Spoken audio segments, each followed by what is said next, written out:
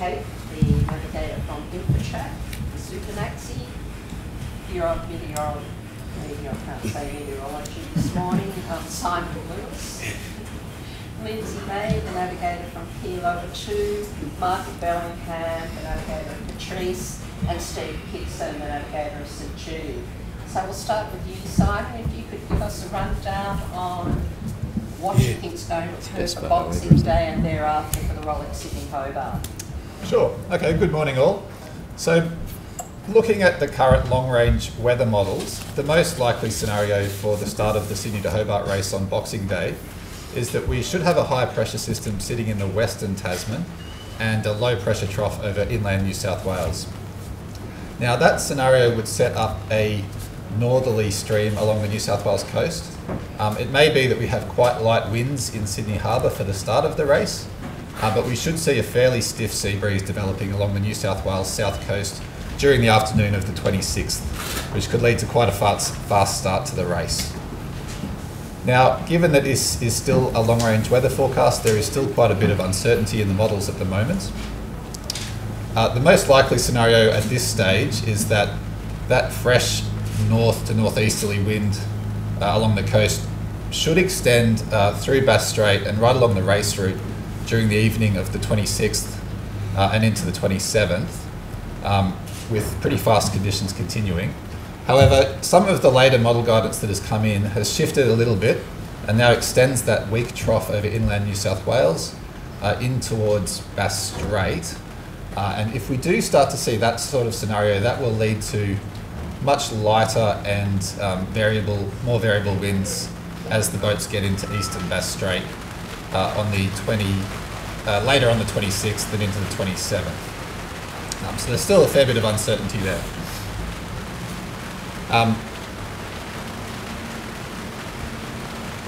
All of the models are indicating that there's a cold front approaching from the west during the event.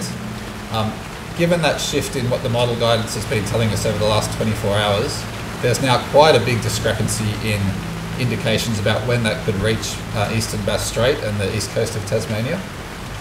The earliest models have it coming through on the afternoon of the 27th, and that would come through as a southwesterly into eastern Bass Strait and a southerly up the east coast of Tasmania. But the latest that it might come through based on current model guidance is as late as overnight on the 28th. So that's probably a 24-hour window as to when that south to southwesterly wind shift could reach the fleet. The nature of that wind change is quite variable. Some of the models show it as a southwesterly coming through, some of them show more southerly and coming up the east coast. So we'll have to track how that develops as we get a bit closer to the race.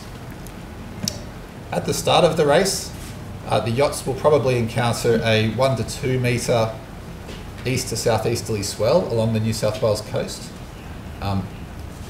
with maximum waves potentially up to 3 to 4 metres. So you always have the higher, you talk about the average waves being 1 to 2, but then you'll encounter waves that can be up to twice as high for the highest waves. And probably what we'll see is a fairly low swell, and those waves developing as a wind wave as that fresh southeasterly sea breeze starts to develop on Boxing Day during the afternoon. The ocean current forecasts at the moment are showing an eddy off the far south coast, and that is leading to a 1 to 2 knot northerly current anywhere south of about Ulladulla during Boxing Day. So that should also help increase the speed of the race at the start of the race. Anytime after the 27th to 28th, as I've discussed, that uncertainty in the weather model guidance at the moment means that it's quite hard to say how the situation will develop later in the race at this point. So we'll track that closely as we get closer to the race. However, there are no current indications that we expect to see any significant low pressure systems or weather events like that developing at this stage. So that pretty much sums up the situation for me. Thank you. So Sunsea, you're on a 50-footer. You've done around 20 odd Hobarts. So you're a seasoned Rolex Sydney Hobart sailor. What does this mean for you guys? With the weather being so changeable at the moment, it's a little bit hard to to work out exactly what it means, but from what I've seen and speaking to the weather guy we've got on board, he's saying a little bit more of a VMG run with a bit of reaching. So until we get a little bit closer, it's going to be very hard to work out just where we want to be on the racetrack. So I heard you muttering something about take plenty of coins for the parking meter. Yeah, if it does get light and fiddly, our boat's a little bit heavier than most of the other 52s, so we'll need, as I said, plenty of coins for the parking meter. So you'll be there for a while, you think? Yeah, I think so. Okay, you're in that flattering position of being on Super Maxi in for track. What do you think? Looking good. No big sully changes, which is always a relief for the Hobart race, and all goes to plan. Still very early. Yeah, 1 day, 8 hours. Info track. So will you even come on deck?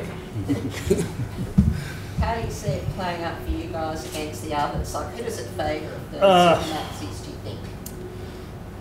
Well, we are, but just get out there on the day and race the boats and see who comes out best. Okay, thanks. Lindsay May, you're on a very old boat, one of the oldest in the fleet, Kilo 2. This is your 46th stroke, so you should know what you're doing in the navigator's role. How does it play out for a heavier older boat like Kilo 2? Well, Kilo being a boat that weighs about 45 tonnes, it's a lot heavier than probably any other boat that's in the fleet. She did take Lon Honours in 1971. And this particular race is looking, to me, a little like last year's race as well. We had nor'easter all the way, and we had a southerly came through on late in the 28th, 29th. So, but it's looking fairly benign. I'm going to be careful saying that sort of thing this far out. But that frontal system or that change that comes through, I agree, we're probably going to be looking at parking a little bit in Bass Strait, and that's really quite frustrating when you just sit there going nowhere and you realise that there are people elsewhere that have got good breeze and getting away from you or catching you. In our case, they'll probably be getting away from us because we won't be too far up the front of the fleet on an old boat like that. Frustrating?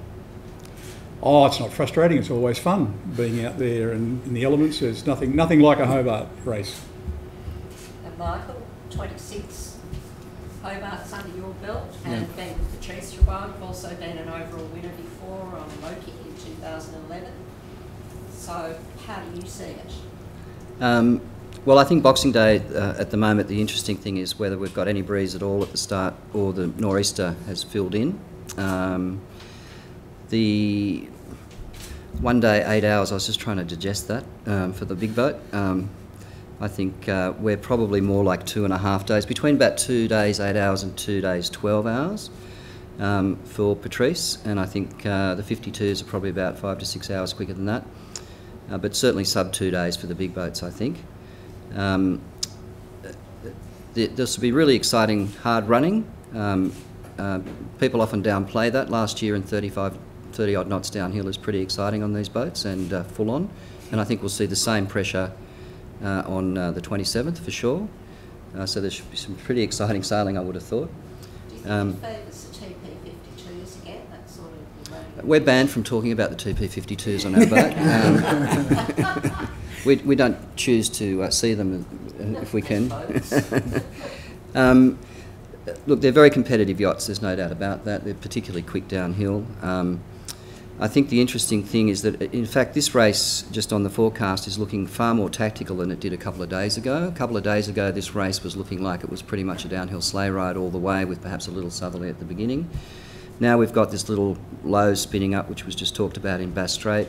That could bring a parking lot, it could bring a little westerly flow, a southeast flow, and I think how you manage that's very important. I think the big boats might find themselves being dragged out to sea, trying to stay in the pressure, and that might be good for the middle of the fleet, brings them back into being competitive, I think.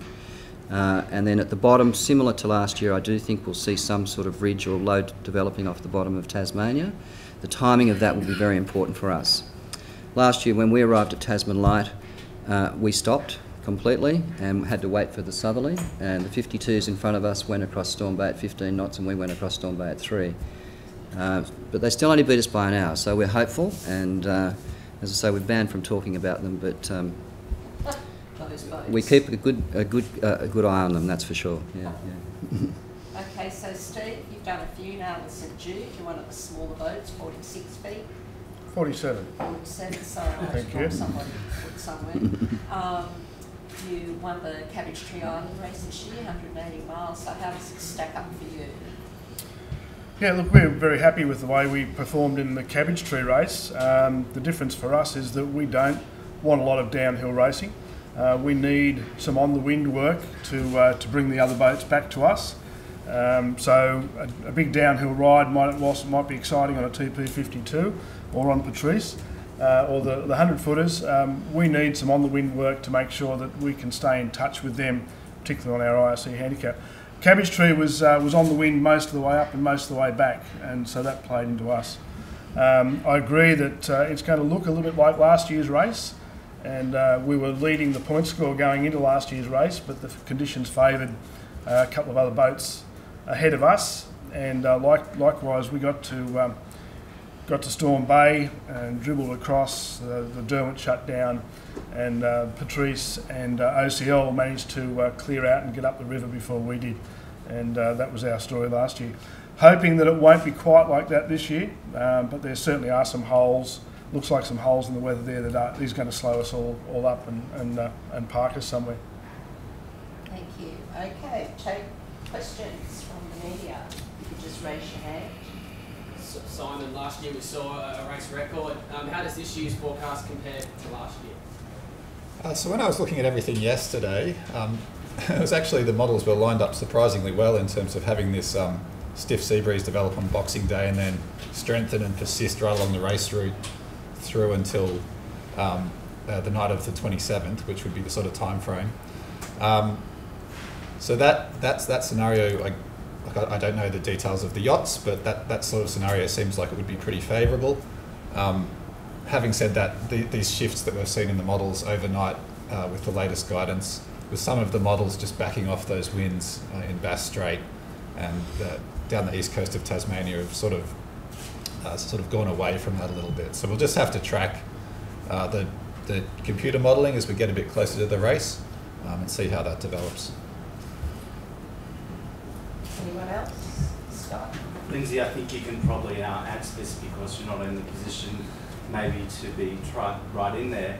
Who would you put your money on in terms of the maxis, and also if you were having a small bet on overall, given the fact there's a little eddy down there and you're particularly good at picking those eddies? Well, as far as the eddies are concerned, the current eddies, yes, there is a favourable eddy down on the far south coast of New South Wales, but I don't think we're really going to be in there to take advantage of that.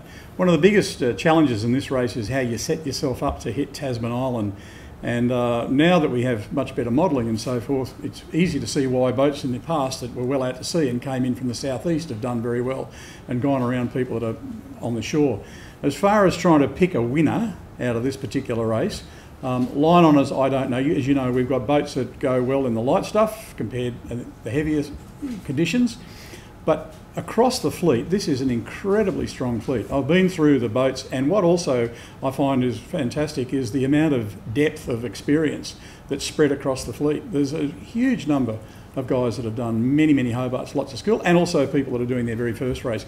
And for example, on our boat, we've got over 220 Hobarts amongst our crew of 18, and we've still got about 4 or 5 people that are doing their first or second. But I couldn't pick a winner, and I guess we're not allowed to, are we, under current rules? You can give an opinion.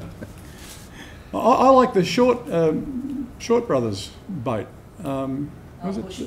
Bush Paul. Why is that?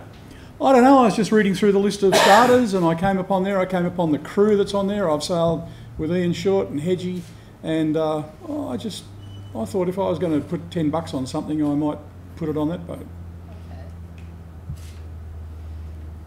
Okay. You heard it here first. Yeah. Anyone else?